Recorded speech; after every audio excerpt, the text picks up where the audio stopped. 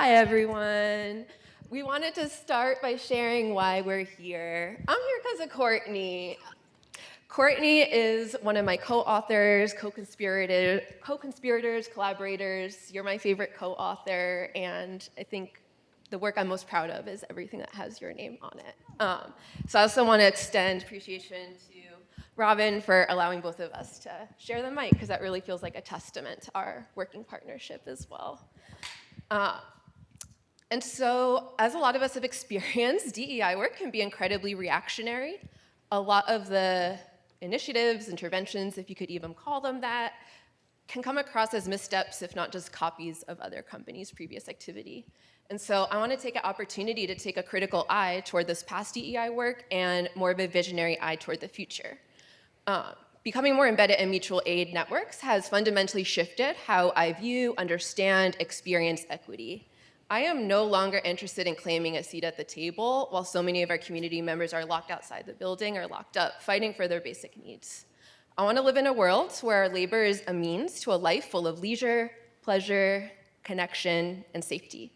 And I want to play a part in co-creating this world. We did not rehearse that first part, but I'm also really thankful to be here with you, Veronica, and feel like our work does constantly push both myself, but also I think the field to thinking about how this is more than just intellectual work. It's embodied, it's spiritual, and I'm definitely here because of you and because of my four mothers and four fathers in this field, and more specifically, Dr. Laura Morgan Roberts, whose work constantly shapes and influences how I think and how it is that I approach this work. And I think for me today, what I am hoping to achieve in this conversation and moving forward with my research is how can we democratize learning and knowledge so it's not closed off in these buildings and spaces where it's so inaccessible to so many people. And DEI is one avenue in which we can start inviting change into organizations, but it's really up to us and those of us who are in leadership spaces to ensure that the voices of so many people who are marginalized are not reflected by what we're saying, but actually spoken from the people directly. So that is our hope, I think, today, to make sure that these DEI initiatives have the primary stakeholders in mind. So we were originally invited way back when, 2+ years ago, to discuss some of our collaborative work that uncovers, interrogates the conditions that render Black women and other folks invisible, hypervisible, otherwise seen through the white gaze. We're interested in identifying and nurturing the conditions that are necessary to undo all of that, to do this work more sustainably and in the interest of liberation rather than corporate interests.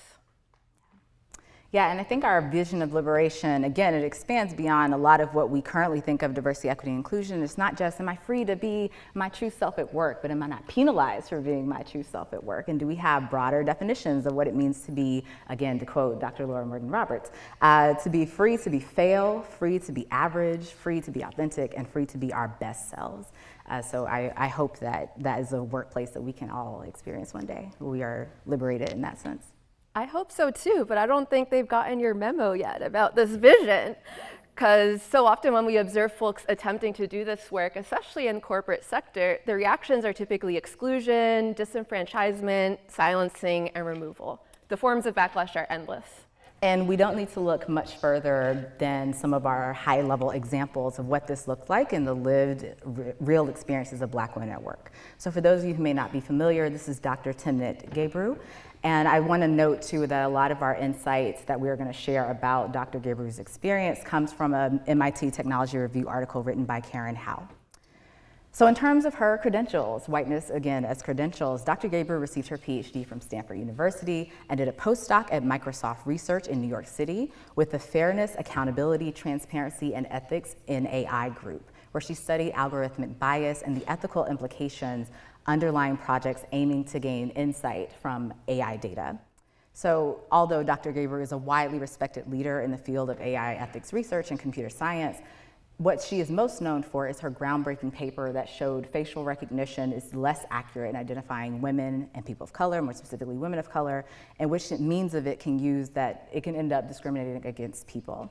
So in December 2020, Dr. Gebru was pushed out of Google. She experienced retaliation and forms of backlash when she attempted to raise awareness about racism in tech through a variety of means. This included peer-reviewed research that was internally validated from her peers, but then later noted that she did not follow proper protocols. Also engaging in public scholarship or even engaging the employee resource group inside of Google itself. And so Google mentioned that they accepted her resignation even though she hadn't tried to resign. So we're gathered here today to reflect on Audre Lorde's often quoted reminder about the limits of using the master's tool to dismantle the master's house. And we extended this a step beyond that initial quotes. But in this famous essay, Audre Lorde asked us, what does it mean when the tools of a racist patriarchy are used to examine the fruits of that same patriarchy? The very next line says, it means that only the most narrow perimeters of change are possible and allowable. So please note that this is on pages 100 through 101 of your gorgeous books that are in front of you. So make sure that you turn and look at more than just that one quote, but the entire essay overall. So when Audre Lorde says the master's tools will never dismantle the master's house, we want to make sure that we're all on the same page of what the house is, who the masters are, and what the tools are. So the master's house, in terms of this essay, refers to racist patriarchy. The master's tools refer to the tools created by and within this patriarchy, and the masters are those that benefit from the existence of the tools in the house. So with this approach, the only most narrow perimeters of change are possible, meaning that there are set limits to our ability to achieve justice and liberation when we are relying on those tools that built the master's house. As we saw with Dr. Gebru's example, going to the employee resource group or trying to engage in peer-reviewed publications were these tools that were already inside of Google, but they were ineffective in actually bringing about the change that she wanted. So she tried to raise awareness of the fruits of this racist patriarchy that was emerging through her credentialed expertise in computer science, and it was not enough to shift the overall work of facial recognition software. So the tools, again, that she had at her disposal were appealing to the internal values of diversity, promoting diversity and inclusion through her hiring practices and peer leadership, but these persistent efforts were thwarted by some actors, also known as masters, that are part of this larger tech industrial complex. So, as Audre Lorde also says in this essay, the master's tools may allow us to temporarily beat him at his own game, but they will never allow us to bring about genuine change. And unfortunately, I think this was certainly the case with Dr. Gebru, where this window of change was very limited, and then ultimately she was pushed out. But this also tells us that there are predetermined limits to change if we are limited to the master's tools. So such approaches to social change are common in the context of diversity work. However, these using of master's tools like gatekeeping and other legal approaches will limit our ability to enact the sort of genuine change that would lead to widespread justice, safety, equity, and liberation for all. So our main point is that diversity work is a master's tool, and it undermines our quest for equity, justice, and liberation. And this is the question we'd like to focus on today. How can we expand beyond these narrow perimeters or change, or better yet, eliminate them altogether? So here we'd like to embrace a Lordean understanding of organizational ecosystems, where we start to unpack how the master's house is operating in the fields of management, organizational behavior. So here we can think of the master's house as organizations and institutions that reflect the maintenance of racist patriarchy and where this ultimately happens. We want to note that these are both real and imagined spaces. They're physical spaces, they're social spaces. And so in Dr. Gebru's examples, we can think of the master's house as Stanford University, Silicon Valley. And the ways that they reflect the racist patriarchy is the absence, the notable absence of Black and Latinx people in this region of the country. And it's not because they never existed there. We have seen with increasing rent prices and with the expensiveness of living in the Bay Area, there's just way fewer opportunities for certain people to come in and access this space, this master's house. As I mentioned earlier, there's also these masters that we refer to as the architects, builders, and inhabitants of those spaces, and they preserve the status quo, and they're the people who also benefit the most from the existence of a master's house. So we think about tech giants as the master's house, then the people who benefit the most are investors, venture capitalists, shareholders, even some lobbyists and corporate leaders who again can benefit monetarily from having these master's houses. And finally, the tools we think can run the gamut, and we want to focus the rest of our talk specifically on the tools. This refers to the policies, norms, and ideologies that align with and serve the values of the racist patriarchy or the master's house. Some of these tools are quite familiar to us, and we've already unpacked them today, like capitalism, but also in the context of entrepreneurship and tech, this idea that scaling up and scaling fast is the best way to go. That is our goal for most entrepreneurial ventures. But there's also different ways that we can use things that already exist, like our legal system, to maintain the master's house. For instance, a lot of people in Silicon Valley have a very narrow interpretation of the law to avoid accountability via regulation and ethical oversight. This runs counter to their libertarianism, Wild West mentality of Silicon Valley, that we're just here to create things and see how they go. It's also possibly a reflection of our individual neoliberal politics, but we won't get into that today. So we also want to point out that a lot of diversity work is limited to the compliance with DEI-related legislation like Title VII, and even though these laws were ineffective at actually preventing and promoting justice for most people. So I want to point out that these components, the master's house, the master's, and the master's tools, it's difficult to disentangle them. They really only work if we think of them in not necessarily succession, but they often exist in a more iterative fashion. And collectively, we think it's necessary that we focus on all of these dimensions because we can start to understand how it is that they fortify and sustain systemic oppression. So if the master's tools are the tools that we have at disposal in the system to dismantle this very system, we need to start questioning that assumption that we all have. As stated by the Insight Collective, do you think that the system is really going to fund you to dismantle it? Do you? No. Just checking. So we refer to this collective ecosystem as the diversity and inclusion complex. No, we did not coin this term, but I suspect this won't be the last time you'll be hearing this phrase. So Kimberly Springer says, organizations and individuals invested in framing discrimination as an apolitical tolerance for difference through linguistically downplaying bigotry, social norms, and business practices while avoiding historical contexts of power and oppression. Okay. Let's say that again, because that's a lot. Kimberly Springer defines and describes the diversity and inclusion industrial complex as organizations and individuals invested in framing discrimination apolitically, an apolitical tolerance for difference by downplaying bigotry through our language, through social norms, and our business practices, while avoiding historical context of power and oppression. And so sometimes you'll hear us just mentioning diversity and inclusion, and that's intentional, in part because we find that equity is both misused and poorly understood in corporate spaces if it's to be uttered at all. We think equity has the potential to radically shift efforts in this realm when implemented beyond narrow perimeters of change. Thus, by definition, the DEI industrial complex emphasizes diversity and inclusion, often at the expense of equity, justice, and liberation. So next, I want to break this down a little more and provide some examples of the diversity and inclusion industrial complex and how these facilitate narrow perimeters of change.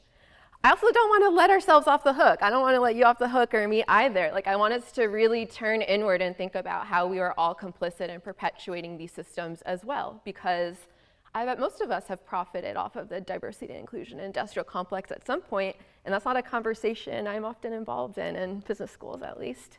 I also encourage you to make a facial expression or raise your hand if you've witnessed or observed any of the dynamics that we're going to talk through.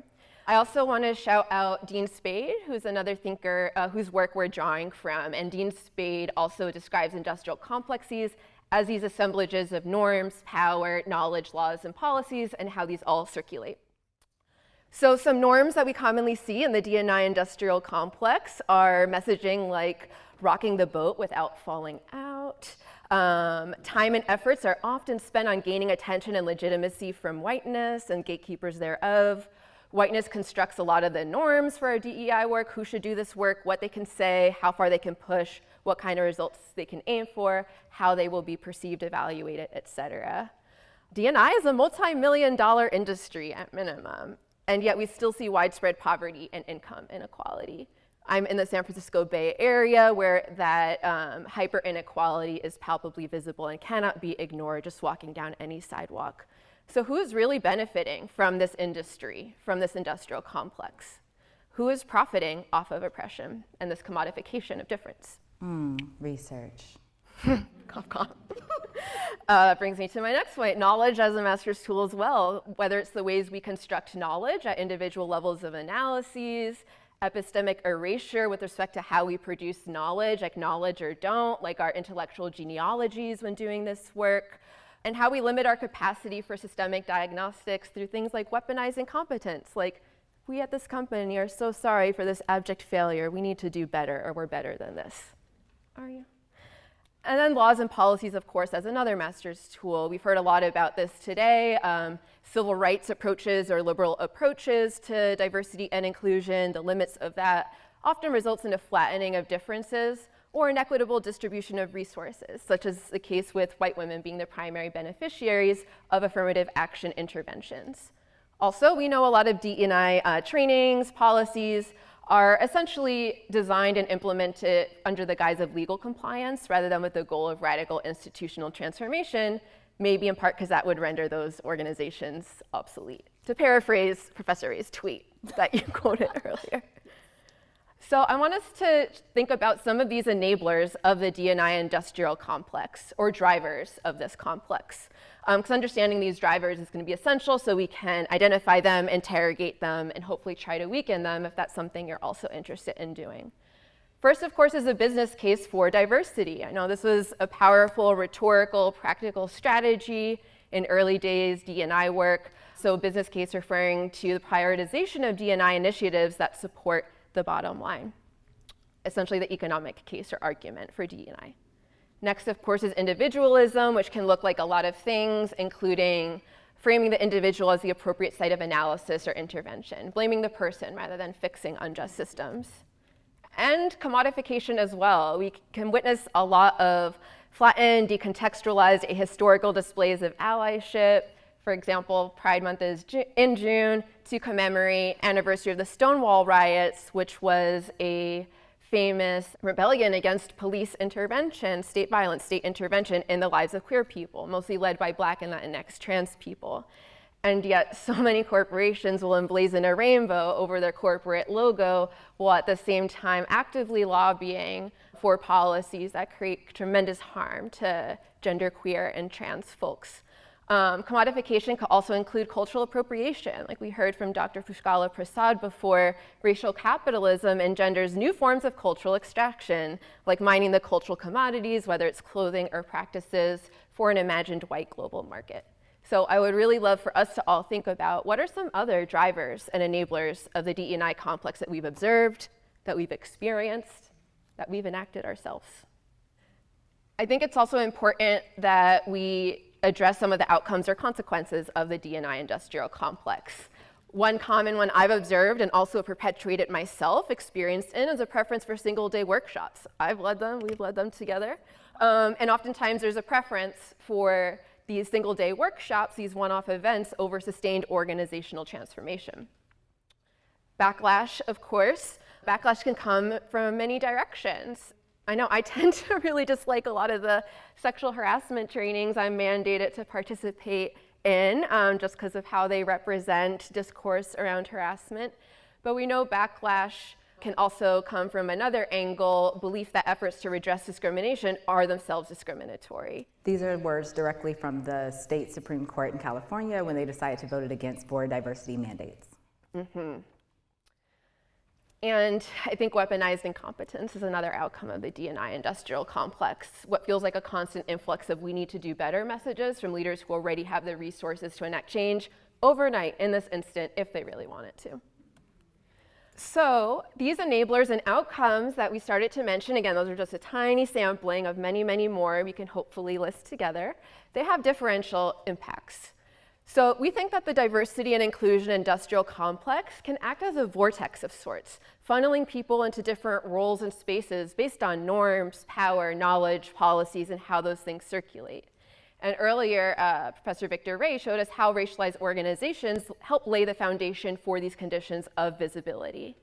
So drawing from our work examining Black women's paradoxical invisibility, hypervisibility at work, we can illuminate how some of these conditions of visibility might show up in the D&I industrial complex. So in our original paper, we mapped 2 dimensions of inclusion. We are certainly not the first to do that, belongingness and distinctiveness, but we wanted to overlay this with how Black women experience visibility, or how visibility is imposed on them. And so considering how the D&I industrial complex functions, we first noticed that Black women are often hypervisible in the context of D&I work. That's in that upper right quadrant. Yet this is also partial visibility, because being a figurehead in change management and an ethics area of a company, for example, can also render someone a token or even a scapegoat whenever it's convenient to do so. And despite their own experiences of systemic oppression, Black women may experience that their unique issues are invisible, not addressed or supported by D&I initiatives. And that's especially when they might hold other marginalized or dehumanized identities or lived experiences. And perhaps most ironically, Black women are often expected or relegated to do this work, yet face limits about how they can do this work due to constraints such as limited resources, practices through the white gaze, lack of buy-in from leadership, and a wider culture replete with racism that doesn't permit Black women to rest or live full lives. And so in the same essay, Audre Lorde says, we fear the visibility without which we cannot truly live. So visibility really becomes a bargain. And so Black women are also limited often to narrow perimeters of change, not for lack of trying, but because what Dr. Helena Liu refers to the managerialist appropriation of diversity management, which again prioritizes a flattening of difference, a concealing of inequalities, an erasure of any kind of historical context, usually for the purpose of making this material digestible, palatable, and not scary to white and non-Black people. And like Victor Ray said before, there's this assumed white center in diversity discourse and initiatives. I think that our framework also illustrates how these conditions of visibility are not static. It's not like one of these assigned to one person sticks around the whole career, but rather very much dynamic. So Dr. Timnit Gebru, for example, may have experienced hypervisibility during early days at Google, especially given the prominence in her field and how so few people in her settings looked like her, before being shunted into the realm of partial visibility once her voice began to challenge the status quo. So where does this leave us? Dr. Gebru used many of the master's tools, so many, quite effectively, or at least according to the rule book, and yet was pushed out of her organization.